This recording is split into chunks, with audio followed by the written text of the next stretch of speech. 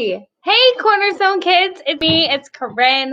It's been a little bit since we've been on our last Justin and Jessie adventure, but we did it. Does anyone remember what happened on our last Justin and Jessie adventure?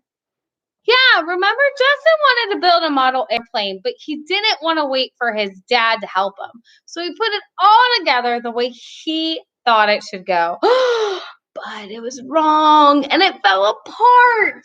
But when Justin's dad helped him with it, the plane looked great. If Justin had waited for his dad in the first place, it would have been easier. So let's read today's story. Here's the picture. Check it out. And it is called Ice Cream Soup. I hear the words ice cream.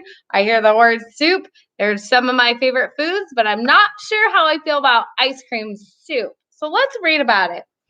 Happy birthday, Emily, said Jessie as she squeezed Emily in a great big birthday hug. Thank you, Jessie, she laughed. I'm so excited.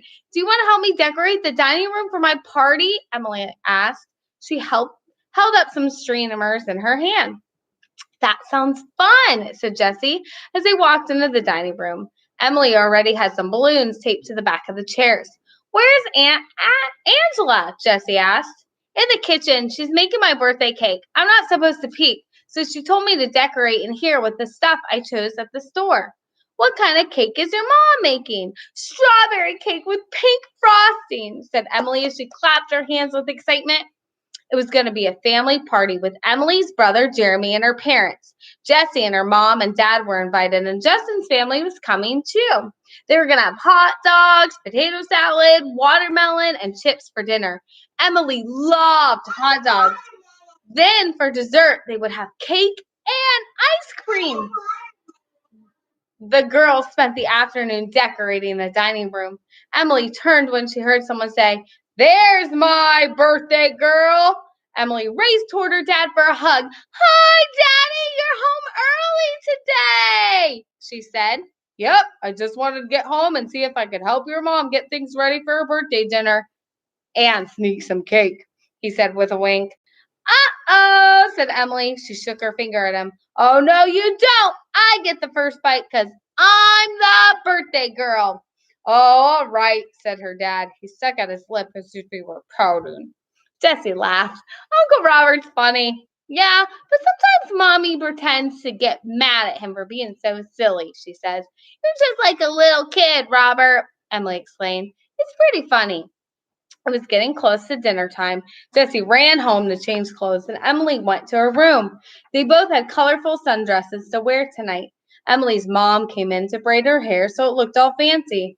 "Daddy didn't get into the cake, did he?" Emily asked her mom. "Oh, of course not. He knows the birthday girl always gets the first piece," her mom smiled. "Good. What's he doing?" "He said he was going to help you." "I'm going to put him in charge of roasting the hot dogs." "That sounds like a good job for Daddy," Emily agreed with a grin. She was so happy. She'd been waiting a long time for this special day. Emily slipped on her sandals and headed downstairs. When she came into the kitchen, she heard her dad ask, "What else can I do to help?" "You can get the hot dogs ready for the grill," her mom replied. "They're ready. What else can I do?" Emily's mom gave them a big, nosy kiss and said, "I've got everything planned. It's all under control. But thank you very much for your help. Just get the hot dogs on the grill, please." Emily smiled at her dad as he walked by with the hot dogs. "Please don't make mine black," she called after him.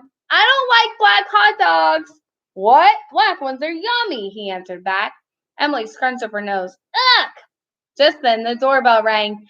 Emily's mom opened the door. "Happy birthday, Emily," sang Jessie and her mom and dad. "Hi, Uncle Dave. Hi, Aunt Beth. Come in," Emily said. They handed her some presents with big bows and bright colored wrapping paper. "Thank you," she said, and piled them on the table. Justin and his family came a few minutes later. Soon they were sitting around the decorated table eating their hot dogs. Emily's dad patted his stomach and said, "Now it must be time for dessert." When Emily's mom was about to get up, Emily's dad jumped up and said, "I'll get the dessert. You sit and relax a bit." Emily's mom started to speak. "But, honey, I wasn't—" "Oh, no," Emily's dad interrupted. "You've been working on dinner and everything all day." He gently pushed her chair back in the chair and went into the kitchen before she could argue. He took out the cake and ice cream and set on the counter. Then he walked back into the dining room to ask a question and saw that Emily was starting to open her presents. He got out his camera and snapped pictures of Emily unwrapping each gift. She got bubbles and sidewalk chalk and a rainbow-colored kite. Next, she opened an animal safari coloring book and a pink and green water gun set. "Wow, these are great!" Emily exclaimed. "Now we can have a water gun fight on the next sunny day," Justin suggested. "I can use the pink gun and you can use the green one." Emily handed the green water gun to her brother. "Thanks, Emily." Jeremy pretended to shoot the balloon attached to Justin's chair. "And I have 2 water guns that Jessie and I can use," Justin said. "Remind me to stay clear of the yard when you kids are battling." Emily's dad pretended to dodge from Emery's fire. Everyone laughed. "Now open the presents from your dad and me," Emily suggested. "Oh, wow, very nice," everyone said as Emily held up the new doll from her parents. Emily said, "Thank you, everyone. I love all my presents so much." "Okay," Emily's mom announced. "Now it's time for some dessert." "I'll get it for you." "Uh-oh," Emily's dad said with a sheepish look on his face like he did something wrong. "Uh-oh, what do you mean, uh-oh?" Emily's mom asked as she went into the kitchen. She carried the beautiful pink cake out to the table. Then she brought the ice cream and some bowls. "Now I know what you meant when you said uh-oh," she said. "Anyone want some ice cream soup?" "Sorry about that," said Emily's dad. "I was trying to help, so I took it out of the freezer. But I guess it wasn't time for dessert yet." Emily's mom pretended to be mad. "If you had asked me," she said, "I could have told you it wasn't time for dessert yet and that we were going to open presents first."